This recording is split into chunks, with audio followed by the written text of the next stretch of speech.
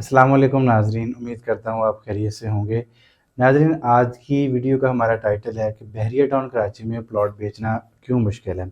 आज की वीडियो बहुत इंटरेस्टिंग होने वाली है, लिहाज़ा इस वीडियो को एंड तक लाज़मी देखिएगा।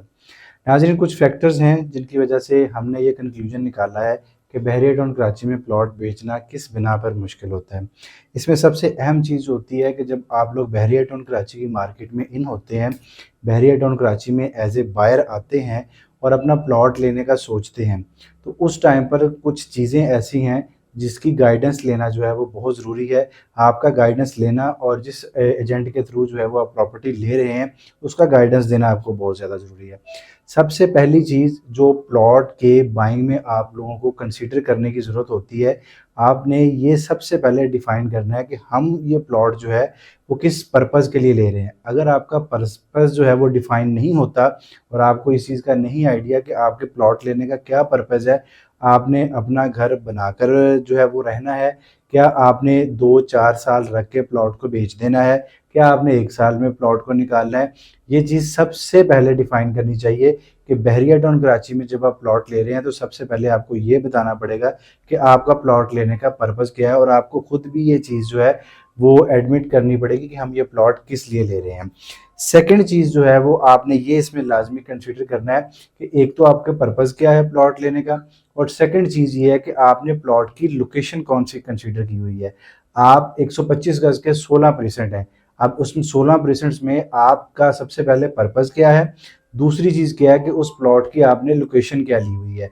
अक्सर लोग क्या करते हैं कि प्लॉट दूर की लोकेशन का इसलिए ले लेते हैं कि चलें ये चंद पैसे हमें सस्ता मिल रहा है।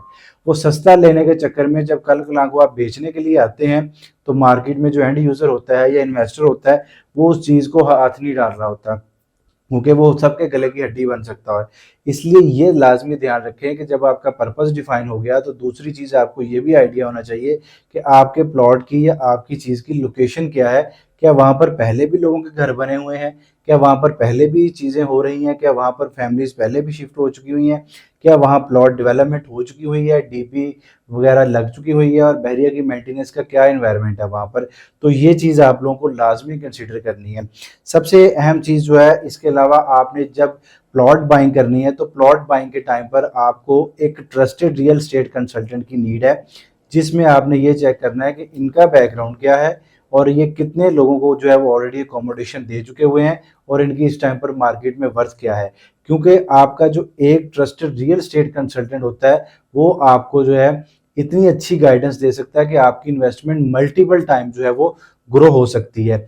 अब हमने जो इस वीडियो का टाइटल रखा है कि बहरिया टाउन की मार्केट में प्लॉट बेचना मुश्किल क्यों है। भाई, बहरिया टाउन की मार्केट में प्लॉट बेचना बिल्कुल भी मुश्किल नहीं है, प्लॉट बेचना आसान है। अगर आपने इन 3 पॉइंट्स को कंसीडर नहीं किया तो आपके लिए प्लॉट बेचना मुश्किल हो सकता है। अब कौन से प्लॉट बेचना आसान है बहरिया टाउन की मार्केट में? बहरिया टाउन की मार्केट में ऐसे प्लॉट बेचना आसान है जो इस टाइम पर अलॉटमेंट के साथ हैं, जो मुकम्मल डेवलपमेंट के साथ हैं, जिनके ऊपर फ़ौरन कब्जा है, जिनके ऊपर आप फ़ौरन एनओसी लेकर जो है वो रिहाइश कर सकते हैं और अपना घर कंस्ट्रक्शन पर लगा सकते हुए हैं। सम टाइम क्या होता है कि आपका जब पर्पस डिफाइन नहीं होता, जहाँ से मैंने ये वीडियो स्टार्ट की थी, होता ये है कि आपने जो प्लॉट लिया होता है, मार्केट जब फ्लक्चुएट करती है तो मार्केट में सिर्फ और सिर्फ जो है 10% ऐसा क्लाइंट आता है जो कि रियल सेलर होता है।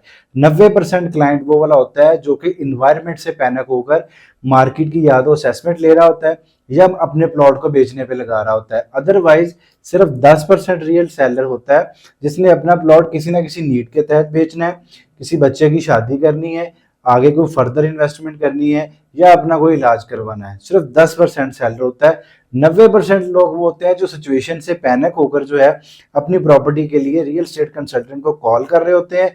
अच्छा, रियल एस्टेट कंसल्टेंट को कॉल करते हैं तो वो आगे से जब उनको कहता है कि सर अभी तो वो रेट नहीं है जिस रेट पे हमने खरीदा था या जिस रेट पे मैंने आपसे कमिटमेंट की थी, उस टाइम पर हमें वो रियल एस्टेट कंसल्टेंट जो है वो बुरा लग रहा होता है।